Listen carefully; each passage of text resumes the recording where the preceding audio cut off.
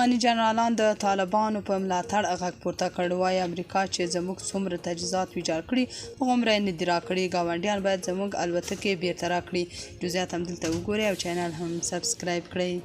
پخواني جنرال شعورګل پښتون کابل کې د پخوانیو جنرالانو او افسرانو له لوري له ګاونډیو هیوادونو څخه د افغانستان د پوځي وسلو او الوتکو غوښتنې خبري کنفرانس ته په خبرو کې ویلي چې ټرمپ 2 ځله اعلان وکړ چې زموږ وسلې او وسایط راکړي، خو امریکا چې زموږ څومره وسلې له منځه وړي دي د هغې 1% برخه هم نه دي راکړي. امریکا چې له موږ وسلې غواړي نو زموږ وسلې به څوک راکوي.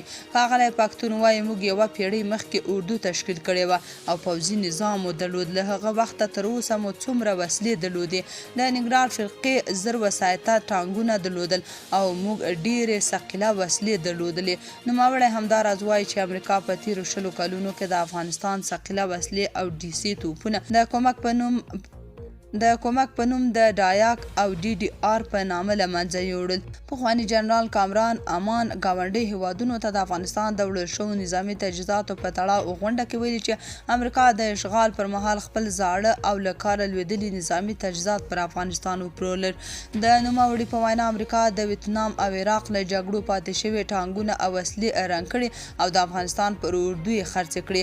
د پخواني جنرال د خبرو پر دوام زیاته کړه چې امریکا افغانستان ته د دولت جوړونې او ملت جوړونې لپاره نه و، بلکې د چور چپاول او د مخدره توکو د ترویج، تفرقه اچول او د مسلمانانو د وژنې لپاره راغلی و. پخواني جنرال عبدالستار خټګر په خپلو خبرو کې ویلي چې افغانستان تل له خپلو ګاونډیانو سره ښه تعامل کړی او له نورو هم ښه تعامل غواړي، خو که څوک په افغانستان تجاوز کول غواړي نو د افغانستان تیر تاریخ دی وګوري.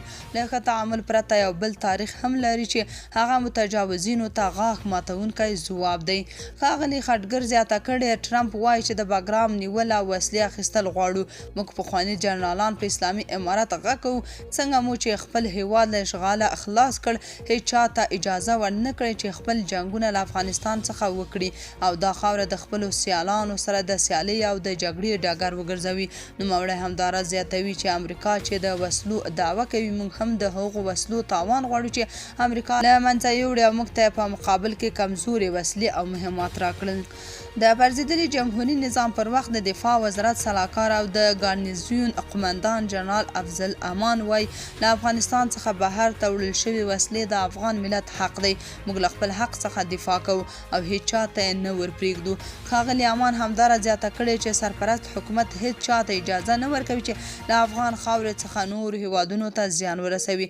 نوموړی وایي بهر ته وړل شوي تجهیزات او وسایط د ملت دي او هیڅوک حق نه لري چې ووایي دا باید امریکا ته وسپارل شي. دوی همداراز له ازبکستان او تاجکستان څخه وغوښتل چې د افغانستان الوتکې بیرته ورکړي. تاسو په دې اړه څه نظر لرئ؟ کمنټ کې شریک او چینل هم سبسکرایب کړئ.